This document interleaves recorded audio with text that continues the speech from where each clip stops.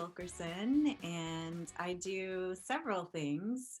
Mostly I do on-camera acting, and then I do some voiceover work in commercials and audiobooks, and I also teach. So that's a kind of brought that back in recently, and it's been really fun. What does that mean you do?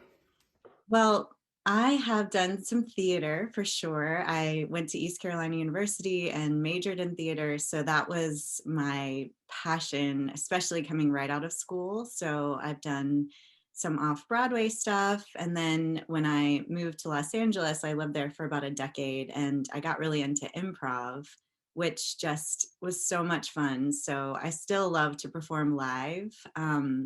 And I've really missed that, in the past few years. But I'm on the cast at Village Theater and get to do some long form improv and some short form, and it's really fun because it feels like you get a sense of connection with people, whereas sometimes on camera it can feel a little isolating, the audition process. Regular or VIP? Doesn't matter. I'm sorry, but I can't take a bill that large. And I've realized over the past probably 5 or 6 years that I really love comedy as well. So anything, especially right now, anything that has some levity to it and some fun and some lightness and sheds light on the goodness of people and humanity in the world is what I'm really into. Hey! Hi. I'm sorry. I already bought from Elizabeth. She gets us every year. Do you know Jesus? Yes, ma'am. He sent these. So I just finished a film called The Mulligan, which is coming out in April, and I get to go to the premiere on the 5th. So I'm very excited about that. And I'm also a part of a series called Intersection, and it explores gentrification, mainly in Atlanta. And my friends wrote it, so I'm very proud of them. And that was a really fun thing to be a part of. So that premiere is also coming up in a couple of weeks. What exciting work do you do? So I've been doing voice acting for probably about 4 years and kind of commercial voiceover work for the past 2. And it's been really fun for me because I've been doing this for over 20 years. And it's nice to be able to get behind a microphone and be any character that I want to be that has nothing to do with the way that I look. So it lets me explore so much wider than maybe some of the TV and film auditions I get. I've also learned a lot about the technical side just because during the pandemic, I just ended up watching a lot of YouTube videos and setting up my own studio in my house because I was like, oh, how do I continue to work during this time? And so that was a really great learning experience for me. And I found a lot of stability in audiobooks as well. So basically now I'm a full-time artist, which I never thought I would be able to say and there's nothing wrong with doing other things. And, I might do other things in the future, but it's really nice to have the stability of the voice work so that I'm just doing creative things. And that just makes me really happy. What made you want to do this work? I think ever since I was a kid, I knew I was one of those people because it just brought me a lot of joy and it felt like home. Theater feels like home. It just feels like it's me being myself. What's the best part of your job? My favorite part is collaborating with other people, collaborating with other creative people, because the thing about acting is you can't do it on your own. You have to collaborate with people. And when you look at a beautiful film or television show or piece of theater, it takes so many different types of talent to create that. And I love that. I love that we need each other in this industry, and that really inspires me. What do you think is the hardest part about your job? The hardest thing is the inconsistency, because it's a muscle, I think, to keep remembering that your worth isn't tied up in your work. You're worthy no matter what happens on the outside. And sometimes it's hard when you go a long time without a job. I think that's the hardest part. How does living in North Carolina affect your work? Oh yeah, I'm very proud to be from North Carolina. um, well, I think our public education in North Carolina, where I'm from, is excellent. And I didn't really know until I left the state just just how lucky I was. I might cry because it's been everything, you know. I feel very grateful in middle school to have gone to an arts magnet school in North Carolina.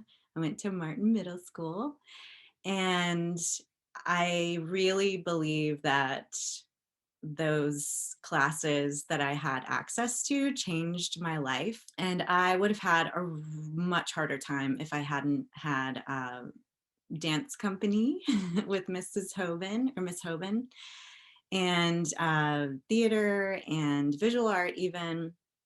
I really just found myself during that time, and I feel so lucky that it happened so early. Do you do other art for fun? I still sing for fun, and I found that all of my vocal training really helps with my voiceover training because I have authority over my voice, I guess. I can play it like an instrument with just words.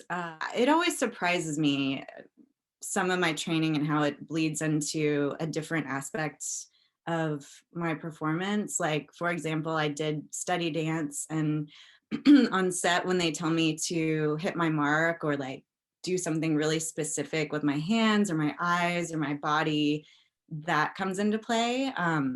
It's like choreography. I love yoga. It's still a huge part of my life. I think what yoga has done for me is helped me manage some of my anxiety, because it can be scary to put yourself out there time and time again. And I've gone, years without a job. I've gone a year where I got job. So it's helped me to remember that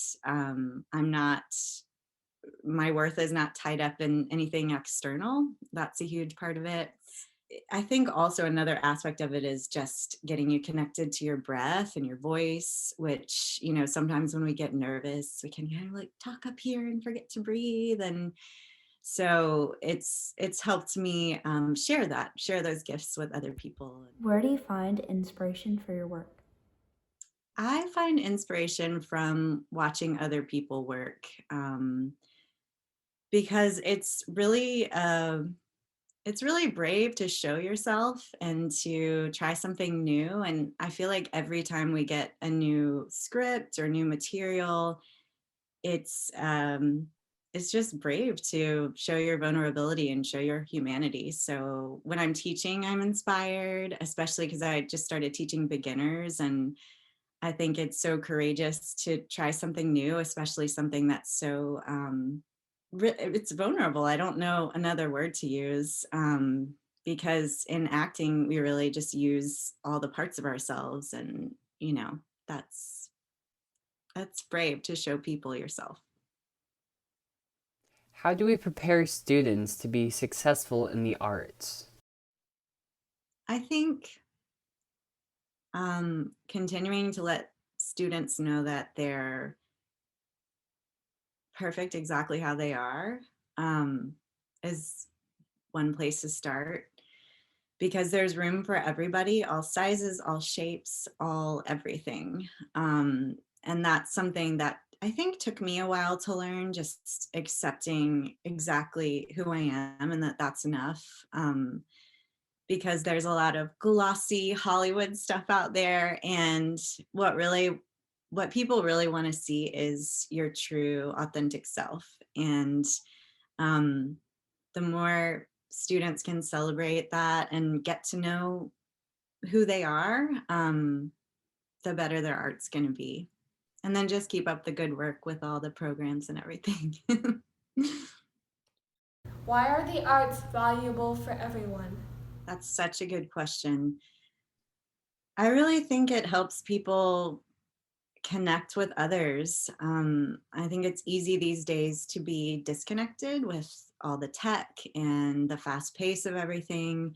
But to me, art allows us to see each other and really be present with each other, and also just appreciate life, because I think that is part of what art does for us. Is we stop in our tracks and say, oh wow, that was really beautiful, or I'm touched by that, or um, it gives us pause to be in our lives. So yeah, I just think the community aspect and the aspect of not rushing through everything and being grateful for the moments that we get, you know, every day. What else would you like to share with us? I would just say to the teachers, I know it can feel like hard sometimes. It's a lot of work, and you do make a difference in a really big way. And I still, like, I'll probably cry again thinking about teachers who have touched my life and made me the artist that I am and the person that I am. Um, Especially when we're younger, those students just need that reassurance, and even the smallest reassurance is creates a memory that can really change their lives. um, and then for students, I would say, if you really love something, just keep doing it. It doesn't matter if you think you're good at it or you think you're bad at it, or you have a good day or a bad day. If it makes you happy, then it's worth having in your life, whether you go on to do it as a career or not. And also just reiterating that you don't need to change who you are. You're perfect on the outside and the inside. And the more you can celebrate that and grow into that, the better your life's going to be and the better your art's going to be.